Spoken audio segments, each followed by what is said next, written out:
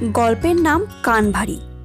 একদিন গোপালের কোনো এক বন্ধু এসে মহারাজকে কানভারি করার জন্য গোপনে জানালে, গোপাল আপনার একজন কর্মচারী, লোকটাকে আপনি খুব বিশ্বাস করেন, তাই তার হাতেই টাকা কড়ি খরচ করার ভার দিয়েছেন। কিন্তু আপনার অনেক টাকা সরিয়েছে ও, আপনি হিসেব মিলিয়ে দেখুন। মহারাজ প্রথমে কিছুতেই লোকটার কথা কানে তুলতে চান না। বলেন, গোপাল আমার বিশ্বাসী লোক, সে কখনো অমন কাজ করতেই পারে না। কোনোদিন টাকা পয়সা এদিক ওদিক করবার লোক সে নয়, আমি তাকে বিশ্বাস করি। তখন লোকটি দফায় দফায় গোপালের খরচের নমুনা বলতে লাগলো।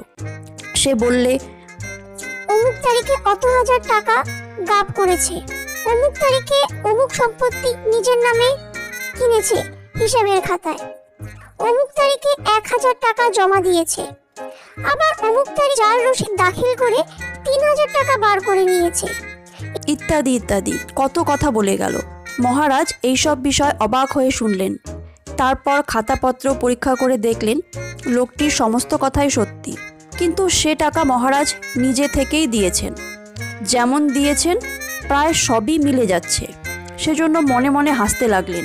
তখন তিনি বললেন, আমার বাড়িতে আমার অন্য কর্মচারী বা আমি কিছুই জানলাম না, অথচ বাইরের লোক হয়ে তুমি এত সব খবর জানলে কি করে মশাই? তাই গোপাল কি তোমাকে সব জানিয়েছে?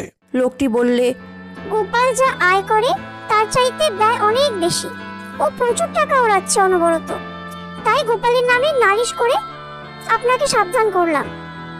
মহারাজ বললেন, তা হবে, তোমার নাম ধামটা বাপু আগে জানতে চাই। তুমি কোথায় থাকো, তোমার নাম কি? লোকটি সবিষয়ে প্রশ্ন করলো।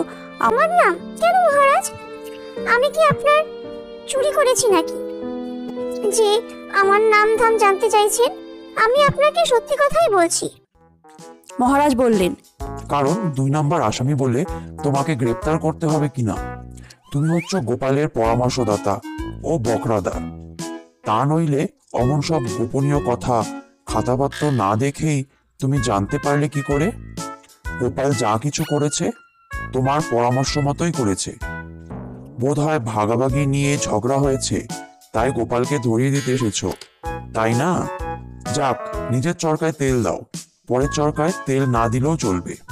লোকটি মুখ নিচু করে চলে গেল।